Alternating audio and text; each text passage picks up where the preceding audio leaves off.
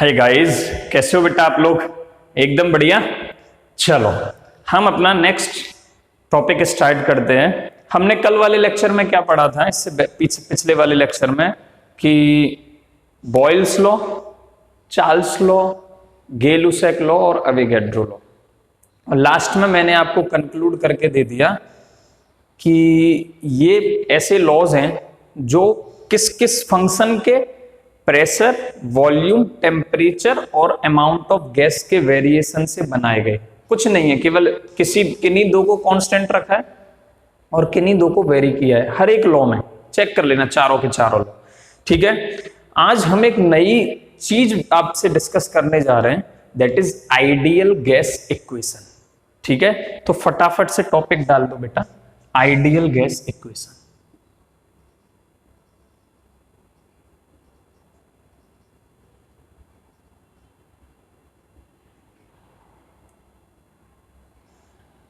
ठीक है बेटा, क्या है ये?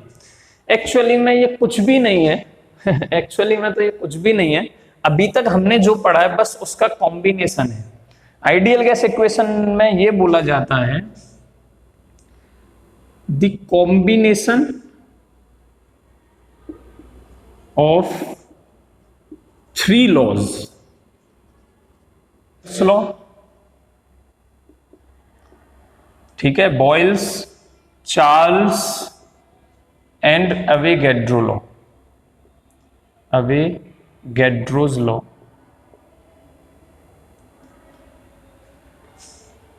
The combination of three laws forms an equation is called ideal gas equation. Ideal gas equation, ठीक है। इसका मतलब कोई भी ऐसी इक्वेशन, किसी गैस को रिप्रेजेंट करने वाली ऐसी कोई इक्वेशन जो बॉयल्स लॉ को फॉलो करती हो, चार्ल्स लॉ को फॉलो करती हो और अवोगाड्रो लॉ को फॉलो करती हो, उसे क्या बोलेंगे बेटा? क्या बोलेंगे बेटा? Ideal gas equation. नाउ अगर मैं मैथमेटिकली बात करता हूं, तो बताओ जरा, बॉयल्स लॉ क्या था? V is inversely proportional to 1/P। ठीक है, इसके बाद ये क्या है? Boyle's law, equation number 1। V is directly proportional to T। ये क्या था? Charles law.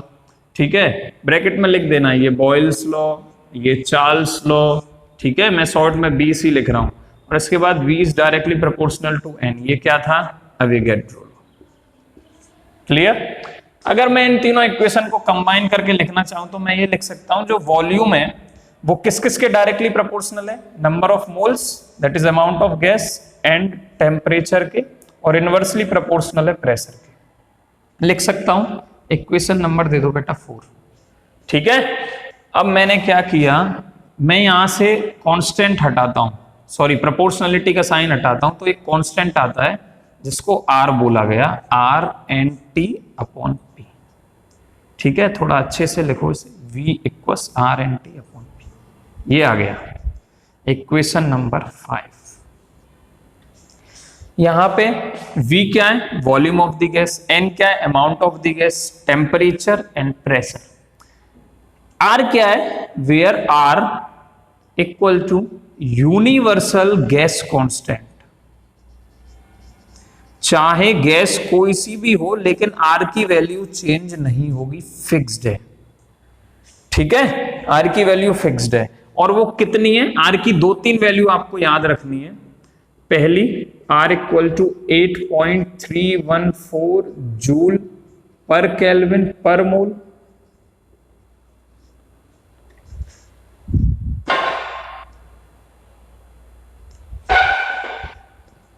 ठीक है बेटा। दूसरी, R = 0.082 लीटर पर ATM पर केल्विन पर मोल।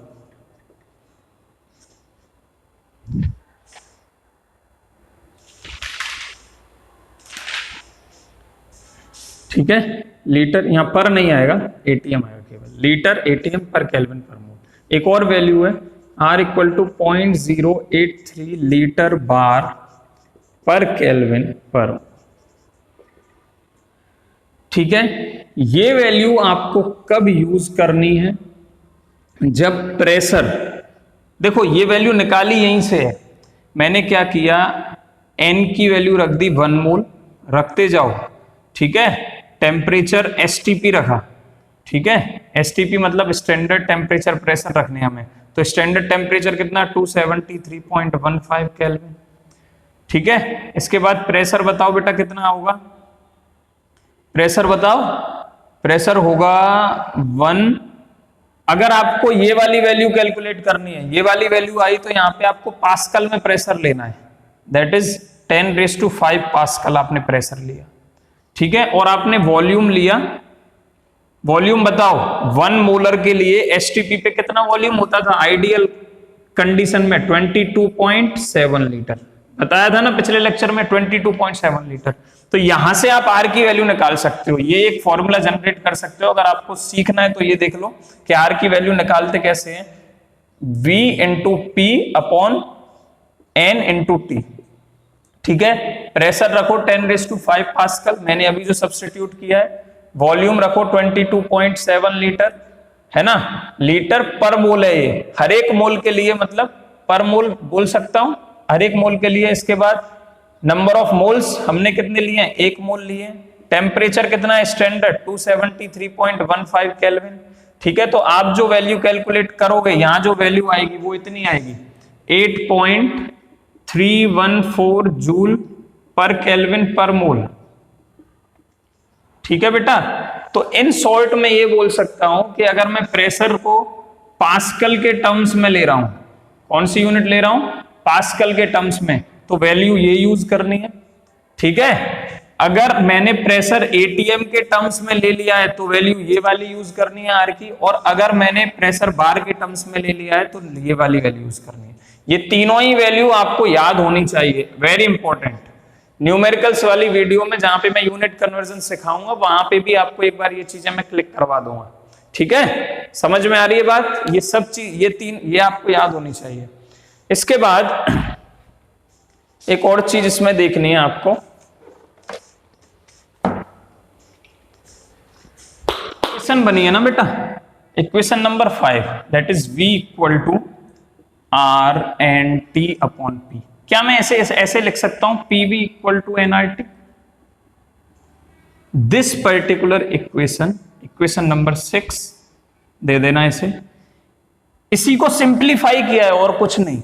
ये भी क्या है, आइडियल गैस इक्वेशन है, और ये भी आइडियल गैस इक्वेशन है, दोनों सेम है, केवल उसको चेंज किया है, P को इधर ले गया। तो ये क्या है, equation number 6 represents ideal gas equation, represents ideal gas equation. दूसरे टर्म्स में मैं ये बोल सकता हूं कि ये जो PV equal to nRT equation है ना, ये बॉयल्स लॉ, चार्ल्स लॉ और एवोगैड्रो लॉ को फॉलो करती है। क्लियर? बहुत अच्छे से बता रहा हूं, ये जो आइडियल गैस इक्वेशन है ये किसको फॉलो करती है, बॉयल्स लॉ, चार्ल्स लॉ और एवोगैड्रो लॉ। कॉन्सेप्ट याद रहेगा, बहुत आसान सा कॉन्सेप्ट है। इसके बाद एक चीज आपको और बता देता हूं मैं यहां पे, मैं ये भी बोल सकता हूं दूसरे वर्ड्स में, अगर कोई, मैं बोलता हूं कि कोई गैस आइडियल है, ठीक है, कोई गैस आइडियल है, तो उसका प्रेशर, उसका वॉल्यूम रिलेशन, उसका टेम्परेचर का रिलेशन, मतलब उसकी जो कंडीशंस हैं 4 पैरामीटर वाली, वो इस इक्वेशन को सेटिस्फाई करनी चाहिए। ठीक है, अभी हम इसके बाद वाला जो वीडियो लेक्चर होगा काइनेटिक थ्योरी वाला, उसमें वो सब डिस्कस करेंगे कि प्रैक्टिकली इसको कैसे समझना है। ठीक है, अभी बस सब थ्योरेटिकली चल रहा है, इससे बस न्यूमेरिकल बनते चले जाएंगे। ठीक है, अच्छा, इसमें एक बात बताओ, पहले मैं एक क्वेश्चन पूछ लेता हूं आपसे कि मुझे कैसे पता चलेगा कि हम गैसियस स्टेट के बारे में बात कर रहे हैं। बहुत इंपॉर्टेंट और बहुत छोटा सा क्वेश्चन है, कैसे पता चलेगा कि कोई स्टेट गैसियस है। आपको याद होगा चार्ल्स लॉ जब हम पढ़ रहे थे, चार्ल्स लॉ जब हम पढ़ रहे थे, तो जब यहां पे मैंने -273.15 केल्विन ले लिया था, बोला था कि इससे पहले ही सभी गैसेस लिक्विफाई हो जाती हैं, मतलब यहां पे कोई गैस नहीं रहेगी। इसका मतलब मैं ये बोल सकता हूं कि हायर टेम्परेचर पे high temperature and high temperature पे P और T का जो रिलेशन है, P और T का रिलेशन ही तो था, ठीक है, प्रेशर और टेम्परेचर का रिलेशन ही तो था।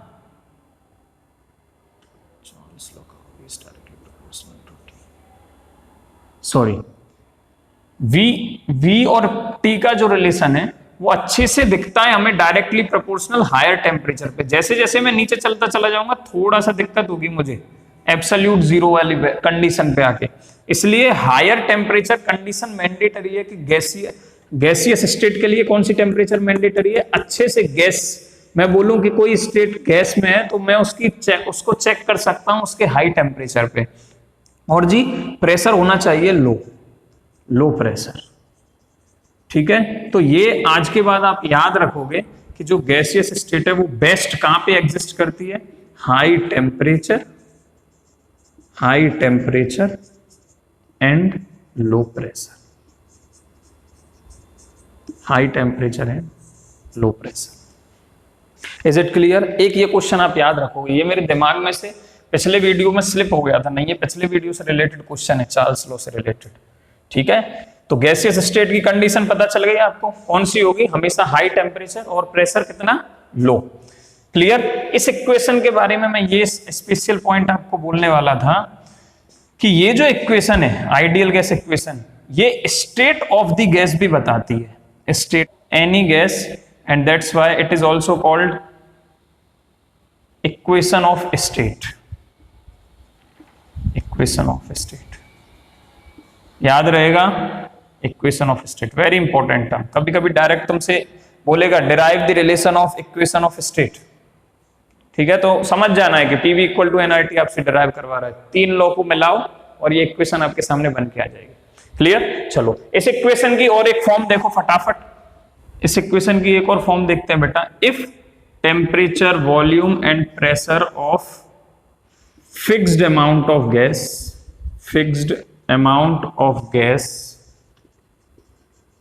vary from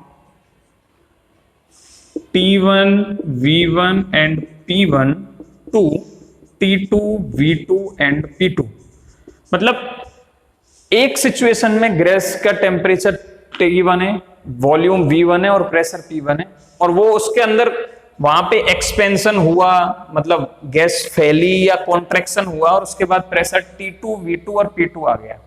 तो इसके लिए हम आइडियल गैस इक्वेशन बनाना चाहते हैं, तो उसको भी देख लेते हैं, वो न्यूमेरिकली काफी इंपॉर्टेंट हो जाएगा वो रिलेशन। तो देखो इक्वेशन बनाओ कि पहले इस वाली कंडीशन के लिए लिख लो, तो मैं इसके लिए अगर लिखता हूं तो P1 V1 equal to nRT1, ये कंडीशन आ जाएगी। देखो अमाउंट ऑफ द गैस मैंने फिक्स्ड कर दिया, मतलब amount of the gas constant है, रियल गैस मतलब ये यूनिवर्सल तो गैस कांस्टेंट ही रहता है, तो क्या वेरी होगा, P1 T1, इसको दे देना इक्वेशन नंबर 6, मतलब 7 दे देना, 6 तो वहां पे थी। इस वाली कंडीशन के लिए अगर तुम ये इक्वेशन लिखोगे आइडियल गैस इक्वेशन, तो क्या आएगी, P2 V2 equal to nRT2, ठीक है। इक्वेशन नंबर इसे 9 देना, पहले इसे 8 में कन्वर्ट कर लो, that is P1 V1 upon T1 equal to nR, equation number 8। And यहां पे भी इसको ऐसे आप लिख सकते हो P2 V2 अपॉन T2 इक्वल टू nR, ठीक है, इक्वेशन नंबर 10। अब इक्वेशन और 8 और इक्वेशन नंबर 10 को देखो बेटा ठीक से, किसके बराबर है, RHS दोनों का सेम है, राइट हैंड साइड दोनों की सेम है, तो हम क्या इनको इक्वेट कर सकते हैं, दोनों को बराबर में रख सकते हैं, बिल्कुल रख सकते हैं, ठीक है। तो हम इन्हें इक्वेट कर देते हैं,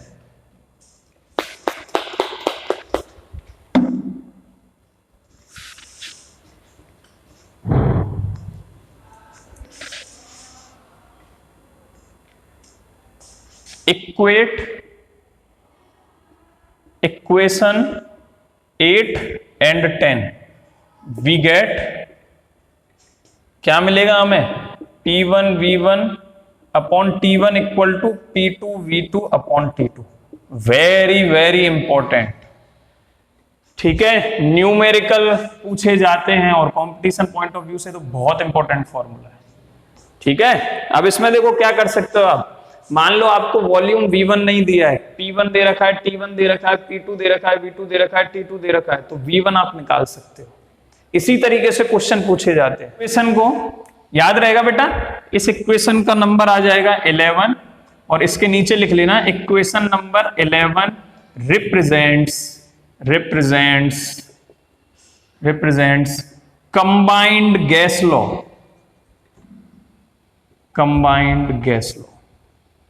वेरी इंपॉर्टेंट, ठीक है, very important, combined gas law. ठीक है, एक ये हो गया। इसके बाद इसी में से डेंसिटी का भी रिलेशन देख सकते हैं, हेडिंग डाल दो चाहे, एक सब हेडिंग है बहुत छोटी सी, रिलेशन ऑफ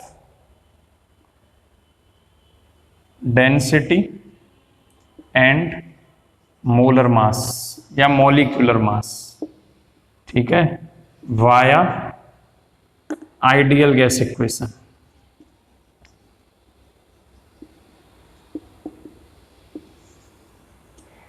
ठीक है, बताओ जरा पीवी इक्वल टू क्या होता है बेटा, एनआरटी। ठीक है, आप क्या लिख सकते हो, N equal to PV upon RT भी लिख सकते हो। एन क्या होता है, नंबर ऑफ मोल्स, ठीक है, number of moles, since N equal to given mass upon molar mass, small M upon capital M होता है।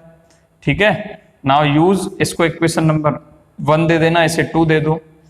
Now use equation 2 in equation 1, we get, हमको क्या मिलेगा, m upon M equal to P V upon R T.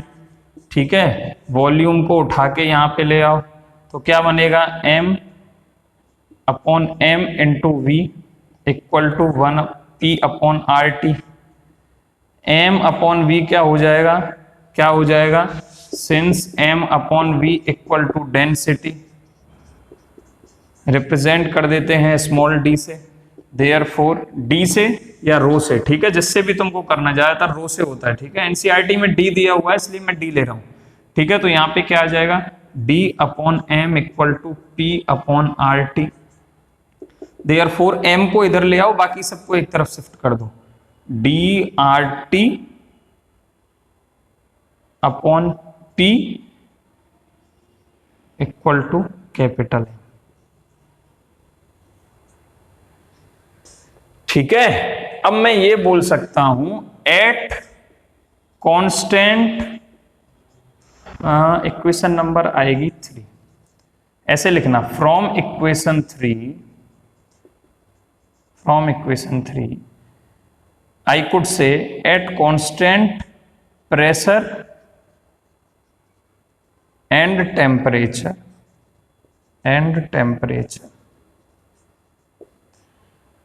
molar mass of any gas is directly proportional to its density। ठीक है, वैसे Boyle's law में एक बार हम पहले भी मोलर मास और डेंसिटी का रिलेशन देख चुके हैं, वहां भी डायरेक्टली प्रोपोर्शनल आता था। ठीक है, ये आपको याद रहेगा, एमसीक्यू बना दूंगा मैं यहां से, वेरी इंपॉर्टेंट। ठीक है, m is directly proportional to d, साफ साफ दिख रहा है। देखो r तो कांस्टेंट होता ही है पहले से, टेम्परेचर भी फिक्स कर दिया, ये भी फिक्स कर दिया, तो कांस्टेंट को हटाया, प्रोपोर्शनलिटी का साइन डाल दिया, तो बोल सकता हूं ना m is directly proportional to d। तो m क्या है, कैपिटल M क्या है, मोलर मास, लिख लेना यहां पे, ये मोलर मास है, मोलर मास ऑफ गैस, और ये क्या है, गिवन वेट, गिवन मास। ठीक है, तो ये भी एक बेटा रिलेशन है, क्लियर, याद रहेगा। ठीक है बेटा, याद रहेगा। यहां पे ये आइडियल गैस इक्वेशन खत्म होती है। कोई भी गैस अगर आइडियल है तो वो पीवी इक्वल टू एनआरटी वाली इक्वेशन को फॉलो करेगी ही करेगी, क्लियर। किसी गैस को मैं आइडियल बोल रहा हूं तो उसकी इक्वेशन क्या बनेगी, ये बनेगी, याद रखना है। ठीक है, बहुत इंपॉर्टेंट फॉर्मूले हमने आज पढ़े हैं, एक बार समराइज कर दूं। हमने of ideal gas equation, summary में मैं केवल फॉर्मूले डिस्कस करता हूं जिससे आपको एक पास सारे फॉर्मूले मिल जाए। सबसे पहले हमने बोला कि V is directly proportional to T, V is inversely proportional to P, V is directly proportional to N, and therefore V is directly proportional to N T upon P.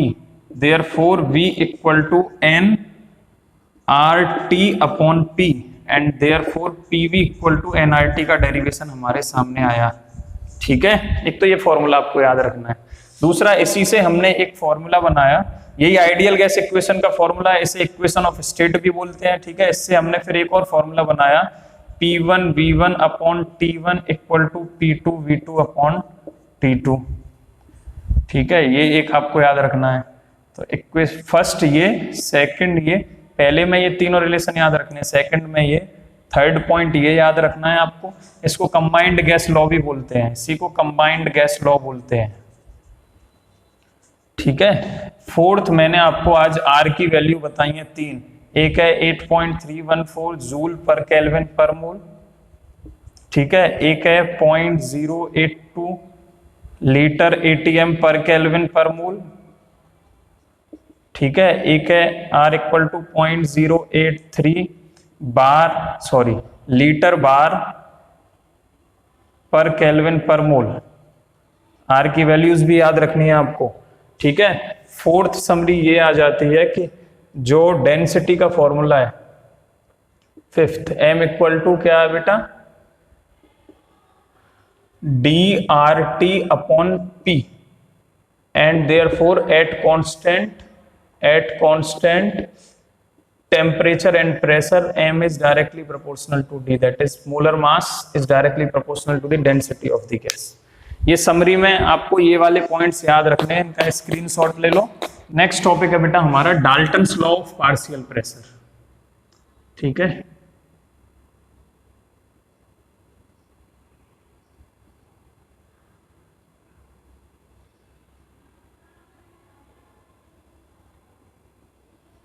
इसने क्या बोला, इसने एक्चुअली में डाल्टन ने 1801 में बेटा एक law दिया। ठीक है, पार्शियल प्रेशर का। उसके अकॉर्डिंग इसने बोला कि मान लो एक मेरे पास बैलून है, ठीक है, उसके अंदर मैं नाइट्रोजन गैस भर दूं, ठीक है, और ऑक्सीजन गैस भर दूं, हीलियम गैस भर दूं, तो इसने बोला उसमें नंबर ऑफ मॉलिक्यूल्स प्रेजेंट होंगे। तो जो टोटल प्रेशर जो बैलून है उसकी दीवालों पे क्या है, कुछ प्रेशर लगेगा। जब गैस के मॉलिक्यूल्स दीवालों से टकराएंगे, बैलून की जो दीवालें हैं, बाउंड्री जो है, उससे जब टकराएंगे तो उस पर कुछ प्रेशर लगेगा। वो नेट प्रेशर कितना होगा उसके बारे में इसने बताया। इसने बोला कि जितना पार्शियल प्रेशर सब गैसेस का वहां है, ठीक है, जितनी भी वहां पे गैस मॉलिक्यूल्स प्रेजेंट हैं, उनका जितना पार्शियल प्रेशर है, उन सबको ऐड कर दो, उतना total partial pressure of the gas होगा, जो भी जितने भी मॉलिक्यूल्स उसके अंदर प्रेजेंट हैं। मतलब सबके पार्शियल प्रेशर को आपको ऐड कर देना है, तो टोटल प्रेशर निकल आएगा। ठीक है, कि total pressure of the gas balloon के अंदर कितना है, सबके पार्शियल प्रेशर को ऐड कर दो, सिंपल। ठीक है, तो इसका स्टेटमेंट क्या रहा होगा, स्टेटमेंट लिख लो। न्यूटन लॉ का स्टेटमेंट है, total pressure exerted by mixture of non reactive gases. Very important word, non reactive gases. मैंने जो अभी बैलून के अंदर वाला जो आपको एग्जांपल समझा रहा था, नाइट्रोजन है, ऑक्सीजन है, हीलियम है, उसमें एक कंडीशन है कि नाइट्रोजन, हीलियम और ऑक्सीजन गैस के बीच में आपस में कोई रिएक्शन नहीं होनी चाहिए। ठीक है, तब ये एप्लीकेबल है। नॉन रिएक्टिव होनी चाहिए सारी की सारी, आपस में एक दूसरे से रिएक्शन नहीं करेंगे। रिएक्शन की तो कुछ नया बनेगा तो उसका प्रेशर भी अलग होगा। ठीक है, तो the total pressure exerted by mixture of non reactive gases is equal to the sum of partial pressure of individual gases. That is, अगर मैं मैथमेटिकली से रिप्रेजेंट करना चाहूं तो मैं ऐसा लिख सकता हूं, that is P total equals P1 plus P2 plus P3 plus P4 plus and so on. ठीक है, Pn तक लिख देना है। समझ में आ गई ये बात आपके? P1 plus P2 plus P3 plus P4, यहाँ पे एक कंडीशन हो रहा है, this is at constant temperature and volume. ये कंडीशन दी थी साथ में डाल्टन ने कि वहां पे जिस बैलून की मैं बात कर रहा हूं उसका कभी टेम्परेचर चेंज नहीं होना चाहिए, उसकी सराउंडिंग में चेंज होगा तो उसका चेंज होगा, और वॉल्यूम उतना ही रहेगा। ठीक है, तब ये एप्लीकेबल होता है। इसमें एक सब हेडिंग आती है कि total pressure of the gas in terms of mole fraction of gas in terms of mole fraction MF। ठीक है, इसे भी डिराइव कर लेते हैं। देखो कैसे होगा, आपको पता है P1 इक्वल टू क्या हो जाएगा, nRT1 अपॉन V1, ठीक है, आइडियल गैस इक्वेशन से, ठीक है। सिमिलरली हम ऐसा लिख सकते हैं P2 equal to nRT2 upon V2, ठीक है। सिमिलरली P3 इक्वल्स क्या हो जाएगा, nRT, टेम्परेचर हमने कांस्टेंट लिया हुआ है इसलिए 1 2 3 नहीं आएंगे, वॉल्यूम भी कांस्टेंट है इसलिए 1 2 3 नहीं आएंगे, केवल यहाँ पे नंबर ऑफ मोल्स कांस्टेंट नहीं है, तो यहाँ पे N1, इसके लिए N1 N2 और यहाँ पे N3, ठीक है, ये आपको याद रखना है, ठीक है। टेम्परेचर कांस्टेंट है, वॉल्यूम कांस्टेंट है, ये कांस्टेंट, ये कांस्टेंट, ये कांस्टेंट, लेकिन मैंने ये नहीं बोला कि amount of the gas fixed है, नंबर ऑफ मॉलिक्यूल्स वेरी हो सकते हैं, ठीक है। तो फर्स्ट कंडीशन में इतना है, पहली गैस है उसके नंबर ऑफ मॉलिक्यूल्स इतने हैं, दूसरी गैस है उसके नंबर ऑफ मॉलिक्यूल्स इतने हैं, तीसरी इतने हैं, ठीक है, पर वॉल्यूम, ओवरऑल वॉल्यूम सेम है। यहाँ पे वॉल्यूम ये आ गया, तो हम ऐसा लिख सकते हैं देयरफॉर P टोटल, बताओ बेटा क्या बन जाएगा ऊपर वाले इक्वेशन से, सिंपल वैल्यू सब्स्टिट्यूट कर दो आप इसमें, P1 की जगह ऐसे उठा के रखो, ठीक है, इसको इक्वेशन नंबर 1 दिया, ऐसे 2 दे दो, इसे 3 दे दो, इसे 4 दे दो। Now put equation 2, 3 and 4 in equation number 1, in equation number 1 we get, क्या मिलेगा हमें, N1RT अपॉन V, ठीक है, प्लस P2 की value N2RT upon V, plus P3 की वैल्यू N3RT अपॉन V। इसी तरीके से P4 के लिए भी लिख सकते हैं, लेकिन मैं ऐसे यहीं छोड़ रहा हूं, ठीक है, केवल हम 3 मॉलिक्यूल्स तक के लिए बात कर रहे हैं, 3 मॉलिक्यूल्स, इसीलिए मैं आगे नहीं लिख रहा हूं, ये मत सोचना आगे नहीं होगा, 4 गैस है तो फिर चौथे के लिए भी आएगा, 5वें के लिए भी आएगा। तो इसमें देखो आपको दिख रहा होगा RT अपॉन V कांस्टेंट है सब में, ठीक है, तो क्या कर सकते हैं, RT अपॉन V को कॉमन ले लो, P टोटल इक्वल्स, यहाँ पे क्या बचा फिर N1 प्लस N2 और यहाँ क्या बचा बेटा N3, RT अपॉन V आ गया जी कांस्टेंट, ठीक है। इक्वेशन नंबर दे दो 5। मान लो अब मुझे जो mole fraction, in terms of mole fraction ही तो डिराइव करना है, मान लो मोल फ्रैक्शन मुझे पहले कंपोनेंट का निकालना है, आपको याद होगा मोल फ्रैक्शन का मतलब होता है जिस भी कंपोनेंट का मैं मोल फ्रैक्शन निकालना चाहता हूं उसके नंबर ऑफ मोल्स में टोटल नंबर ऑफ मोल्स, वहां पे अलग अलग जो सब्सटेंसेस प्रेजेंट हैं उन सबके नंबर ऑफ मोल्स से डिवाइड कर दो, एक नंबर ऑफ मोल्स में जिसका भी मोल फ्रैक्शन निकाल रहा हूं उसमें total number of moles present in the solution से डिवाइड कर देते हैं। तो यहाँ सॉल्यूशन की जगह गैस है तो गैस के मोल से डिवाइड कर देंगे, ठीक है। तो क्या बनेगा देखो, for first component mole fraction is x1, x से ही रिप्रेजेंट करते थे, याद होगा आपको x1, ठीक है। तो हम क्या करेंगे, is x1 now divide P1 by P total, now divide P1 by P total, P1 कहां है, ये रहा इक्वेशन नंबर 2, ठीक है, और P टोटल कहां है बेटा, ये रहा, क्लियर, डिवाइड कर दो, मैं थोड़ा रब कर लूं, बोर्ड पे जगह नहीं है।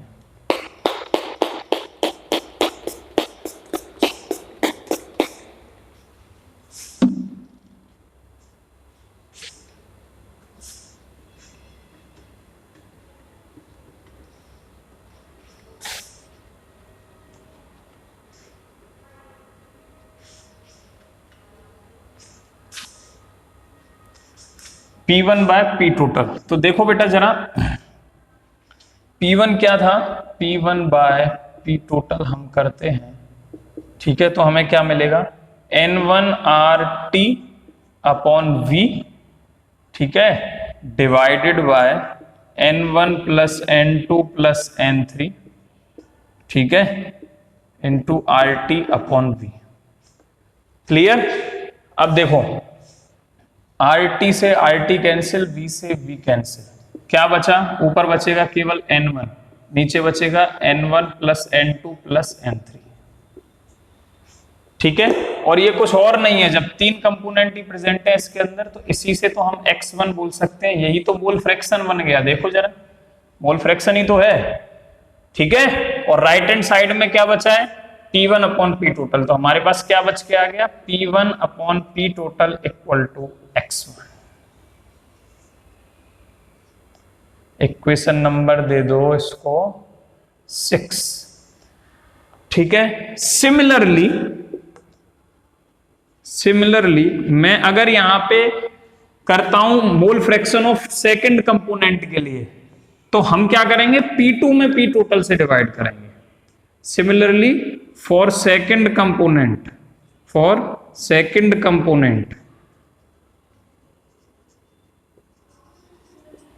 ठीक है, हमें क्या मिलेगा? P2 upon P total equals x2। इस तरीके से हम कैलकुलेट कर देते हैं इक्वेशन नंबर 7। ऐसे ही थर्ड कंपोनेंट के लिए बेटा, थर्ड कंपोनेंट के लिए P3 upon P total equal to x3 आ जाएगा। ठीक है, तो अगर मोल फ्रैक्शन और उसका रिलेशन निकालें तो फॉर फर्स्ट कंपोनेंट क्या है बेटा? P1 upon P total equal to x1। क्या देखो, मैं इसे ऐसे भी तो लिख सकता हूं, P1 equal to x1 into P total. ठीक है, similarly P2 equal to x2 into P total. तो in general for ith component, i मतलब कोई भी वैल्यू हो सकती है 1 to n, ith component I could write Pi equal to xi into P total, and it is very very important। बस जिस भी कंपोनेंट के लिए आपसे पूछ रहा हो, i की जगह उसकी वैल्यू रिप्लेस कर देना। 3 के लिए तो 3, 4 के लिए तो 4। समझ में आ गया? तो बेटा ये है Dalton law of partial pressure. Clear? इसमें बेटा एक छोटा सा टॉपिक और आ रहा है, एक्वियस टेंशन। ये क्या होती है? ठीक है, देखो generally all the gases are collected on the surface of water. आपको पता है वाटर के पास ही ज्यादातर गैसेस क्या है, अगर लिक्विफाई हुई हुए हैं तो वहां पे कहीं ना कहीं वाटर के मॉलिक्यूल्स आ जाते हैं। तो हम जो गैसेस कलेक्ट करते हैं वो ज्यादातर कहाँ पे कलेक्ट करेंगे? जहाँ पे पानी की लेयर हो। मतलब वो गैसेस पूरी तरह से ड्राई नहीं होती हैं, उसके अंदर कुछ मॉइस्चर प्रेजेंट रहता है। ठीक है, तो मैं ये बोल सकता हूं कि जो अगर मुझे ड्राई गैस का प्रेशर निकालना है, टोटल प्रेशर मुझे केवल ड्राई गैस का कैलकुलेट करना है, तो मुझे उसमें से जो वो वाटर वेपर है, जो उसके साथ वाटर वेपर बनी आ रही है गैस के साथ, गैस के मॉलिक्यूल्स के साथ, उसका प्रेशर माइनस कर देना पड़ेगा। ठीक है, तभी हम बोल पाएंगे कि हमें pressure of the dry gas मिल गया है। मैं क्या समझा रहा हूं आपको कि ये सी लेवल है। ठीक है, यहां से मैंने कोई गैस के मॉलिक्यूल्स कुछ कलेक्ट किए, ये क्या है? सी लेवल है। ठीक है बेटा, यहां से मैंने कुछ गैस के मॉलिक्यूल्स कलेक्ट किए। ठीक है, अब इनका कुछ अपना पार्शियल प्रेशर होगा हर एक का। मान लो ये G1 है, ये G2 है, ये G3 है, ये G4 है, इसका P1 है, इसका P2 है, इसका P3 है, इसका P4 है। ठीक है, अपना अपना सबका पार्शियल प्रेशर होगा। लेकिन जब इनको सी लेवल से हमने कलेक्ट किया है तो यहाँ पे केवल ड्राई गैस, हमें केवल गैस के, ड्राई गैस का मतलब होगा केवल गैस के मॉलिक्यूल्स। ये जरूरी नहीं है कि केवल गैस के मॉलिक्यूल्स प्रेजेंट हो, क्योंकि साथ में वाटर वेपर भी तो इसके साथ उड़ रही होंगी, तो हो सकता है वाटर वेपर इससे लगी हुई हो। ठीक है, तो इसमें कहीं ना कहीं pressure of the water vapour मतलब एडजस्ट हो जाता है। तो अगर मुझे pressure of the dry gas चाहिए तो मैं क्या करूँ? टोटल प्रेशर में से वाटर वेपर का प्रेशर निकाल दूंगा, वाटर वेपर्स प्रेशर निकाल दूंगा, मतलब वाटर वेपर का प्रेशर माइनस कर दूंगा, तो मुझे pressure of the dry gas मिल जाएगा। ठीक है, ये जो वाटर वेपर का प्रेशर है, ठीक है, वाटर वेपर बनी तो आपको पता है, आपको नहीं पता है आपको नहीं पता है। देखो जब वाटर वेपर्स यहां से बनती हैं, ये सब क्या है? वाटर की वेपर है जो गैस के मॉलिक्यूल्स के साथ बन रही है। ठीक है, तो इसमें से क्या होता है बेटा, कभी कभी कुछ वेपर्स कंडेंस होती हैं, जब ये बनती हैं तो यहाँ पे कुछ प्रेशर एक्सर्ट करती हैं इसी एक्वियस लेयर के ऊपर। वेपर्स बनते समय क्या करती हैं, इस पे कुछ प्रेशर एक्सर्ट करती हैं, जैसे यहां से उन्हें थोड़ा प्रेशर लगाएंगे, ठीक है, उस प्रेशर को, उसी प्रेशर का बोल रहा हूं मैं, वाटर वेपर्स प्रेशर, ठीक है, उसी वाटर वेपर प्रेशर को ही हम एक्वियस टेंशन बोलते हैं। क्या बोलते हैं? एक्वियस टेंशन, ठीक है। तो अगर आपको pressure of the dry gas कभी कैलकुलेट करना है तो टोटल प्रेशर में से एक्वियस टेंशन को माइनस कर दीजिएगा, आपको मिल जाएगा pressure of the dry gas. Is it clear? Now अगर मैं एक्वियस टेंशन को डिफाइन करना चाहूं कि ये क्या होता है, तो आप इसकी डेफिनेशन लिख लो, इसकी डेफिनेशन भी लिख लो। Aqueous tension is defined as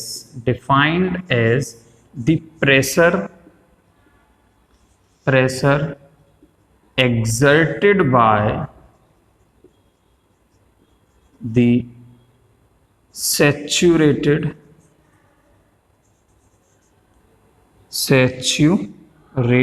water vapors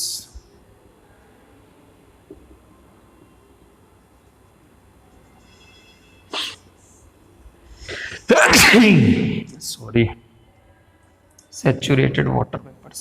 क्या आपको ये याद रहेगा? सैचुरेटेड वाटर वेपर्स, कोई दिक्कत इसमें? एक्वियस टेंशन, तो हमको कभी भी ड्राई गैस मतलब केवल गैस के मॉलिक्यूल का प्रेशर निकालना हो तो टोटल प्रेशर में से हम क्या करेंगे, एक्वियस टेंशन को माइनस कर देंगे। क्लियर है बेटा? तो ये था पूरा Dalton law of partial pressure. अब मैं समरी बना देता हूं कि हमने इसमें ऐसा कर सकते हो। हमने Dalton law of partial pressure में क्या क्या पढ़ा? पहला formula P total equals to P1 plus P2 plus P3 plus so on. फिर हमने बोला मोल फ्रैक्शन के टर्म्स में क्या रिलेशन होगा, PI equal to XI into P total. Mole fraction से पार्शियल प्रेशर का ऐसे रिलेशन निकाल सकते हैं। अगर देखो इसमें मुझे क्या, इसमें कुछ भी पूछ सकता है, टोटल पार्शियल प्रेशर भी पूछ सकता है, ये दोनों दे देगा आपको, mole fraction of the ith component पूछ लेगा, और इसका प्रेशर दिया होगा और टोटल प्रेशर दिया होगा, ठीक है। तो नंबर ऑफ न्यूमेरिकल्स बन जाएंगे। थर्ड हमने डिस्कस किया बेटा यहाँ पे, है ना, अभी जो डिस्कस किया that is P of dry gas equals कितना होगा, total pressure minus aqueous tension, ठीक है। एक्वियस टेंशन क्या होता है आपको पता होना चाहिए, प्रेशर एक्सर्टेड बाय